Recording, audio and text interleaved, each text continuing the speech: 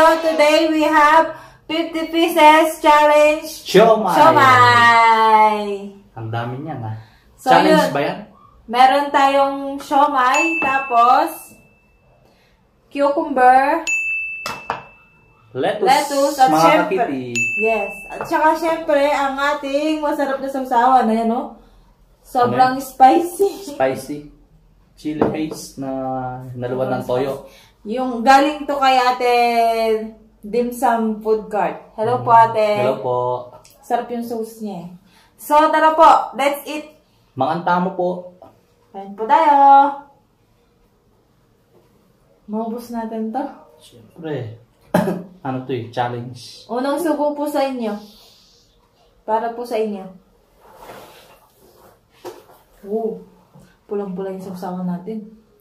Mahanghang to, mga kakiti.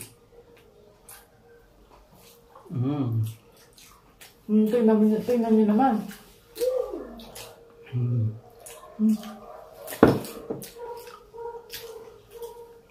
Ito yung mga namimiss din ng mga ano eh. OFW, di ba? Siomai, siopaw, ganun. Ball. Kamusta po sa mga OFW po? Kumusta po? Mahirap maging OFW. Oo, di ba? Kasi naranasan na rin natin. Ako po,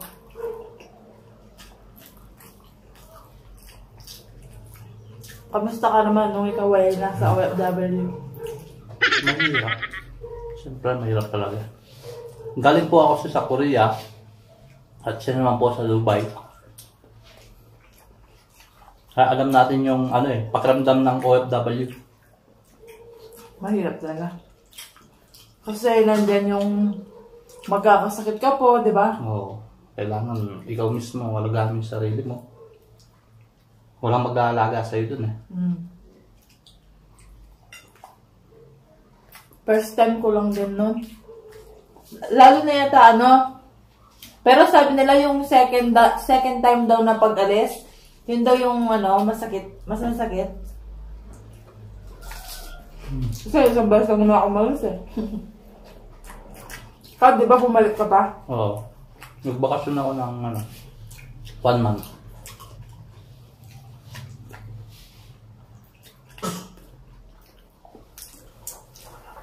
Pino mga kakiti. Hello po sa mga nakatrabaho namin sa ibang bansa. Sa Union Co-op. Super, ano yun eh? Mall. Ikaw? Ako sa ano, Tejin Syrup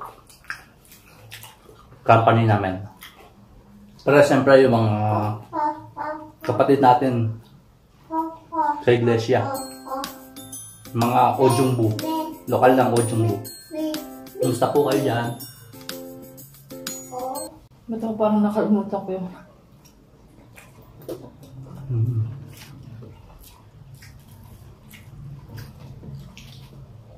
Tsaka sa pag-abroad. Swerte yan lang din, di ba? No? Oo. Hindi naman lahat ng naka-abroad, marami ng pera. Kaya ano po, yung mga walang napapasalo, pag-uwi po ng mga dalo natin, kung wala man pasalubong sa inyo, huwag po kayong magtatampo. Diba? Mahirap yun. Yun na nga, sabi ko nga sa'yo, hindi lahat ng naka-abroad may pera. Oo.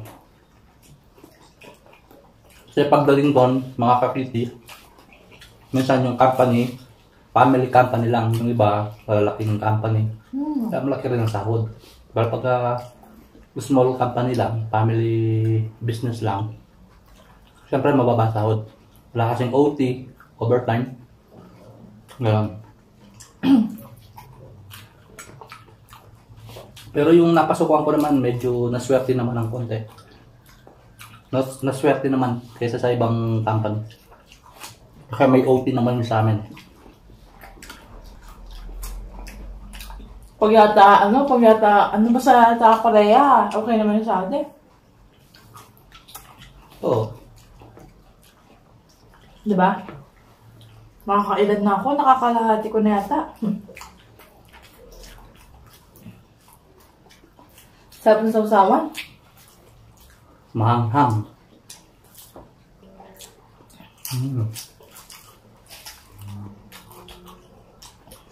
Sarap nung lettuce.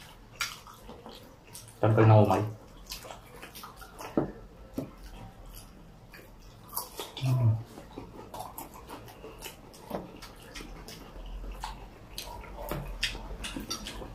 Pero pag nasa OFW ka talaga, yung mga pagkain sa bansa mo, yun yung namimiss mo kasi iba talaga yung pagkain nila doon, di ba? Oh. Lalo na sa Middle East. May mga spices talaga yung mga pagkain nila doon. Number 1 kasi sa Korea, kimchi. Hindi sila, pag hinayin yung pagkain doon, hindi pwede wala yung kimchi. Kimchi kasi.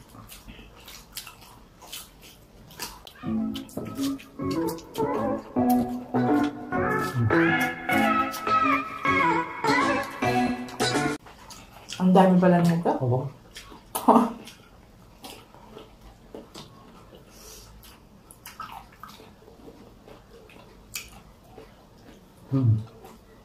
Kuha po kayo. Marami nagre-request sa atin na lumabas daw tayo, mag-vlog daw sa labas. Kaya nga eh. Baka, yun na nga po mga kakiti. Baka i-level up na namin yung pag-bibidyo namin. Palabas-labas para makita yung mga pasyalan, mga kainan, mga restaurant dito sa Baguio. Para pag gusto nyo pumunta, first time nyo pumunta dito, meron na kayong idea kung saan kayo pupunta. Kung saan yung masarap. Gusto rin po namin mag-vlog sa labas, kaya lang ang lamig kasi sa labas. Tsaka nahiya pa tayo. Sa totoo lang po, nakakaya mag-vlog sa labas. Pero dahil ito yung natin, gagawin natin lahat. Oo. Pagbibidyo. Para ma-entertain yung mga subscriber natin, yung mga nanonood sa atin. Ang sarap sa usawa, no? Pero mas gusto ko ito. Nandito natin yung pipino natin.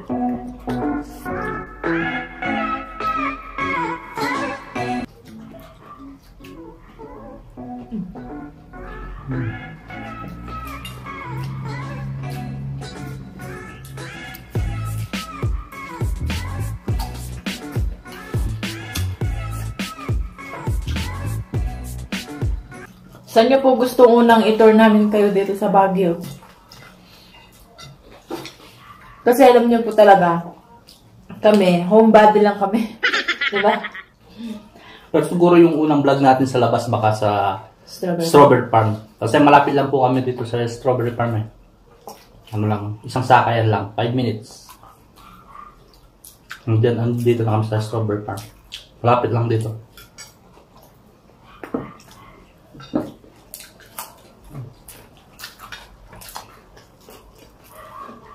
So, ang dami nung nagre-request eh. Labas daw tayo. Labas muna. Nag-iipon pa po kami ng lakas ng loob.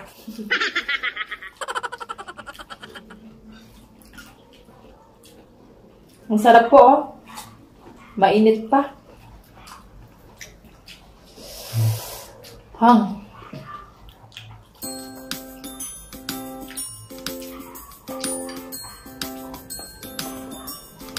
Ano muna tayo?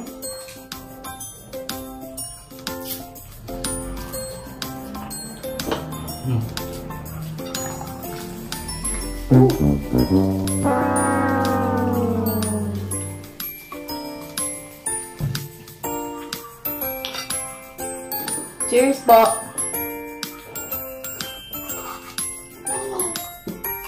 Ito masarap. Daming yellow. Grabe, busog na busog ako.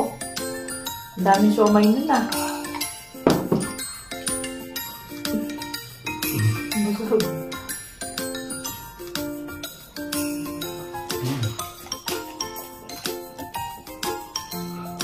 Lettuce tayo, lettuce.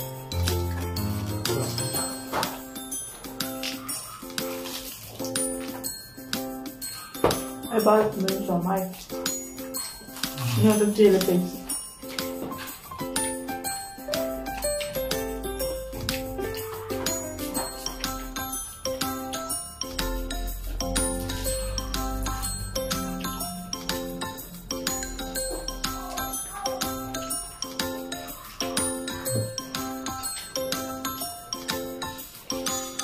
Nabuto pa.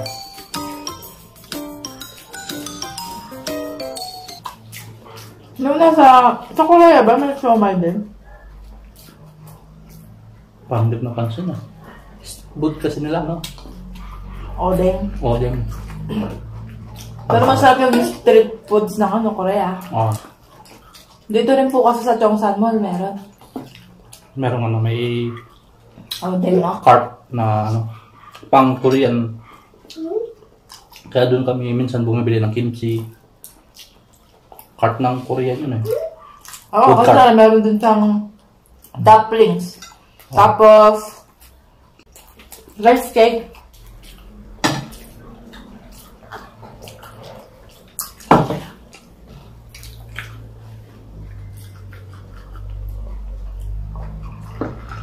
Grabe yung busog. Karne kasi tayo. Manap na tayo matapos.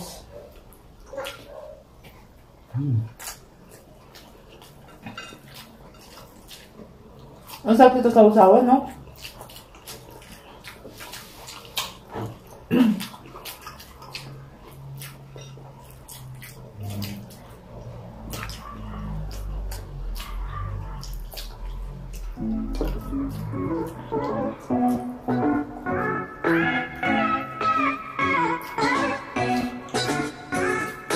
So yun mga kakiti, malapit na tayo matapos. Sobrang busog. Sino po yung siomay lover dyan?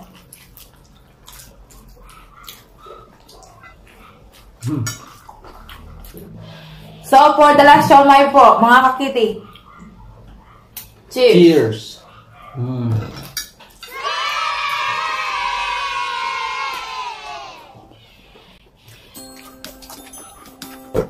Sarap.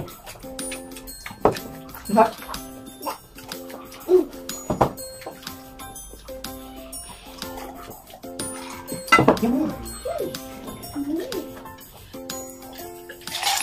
So, yun na po yung mukbang day natin. 50 pieces siomai challenge! Naubos natin. Sobrang busog po. Thank you for watching, guys! Bye-bye! Stars, I'm a fool for your love.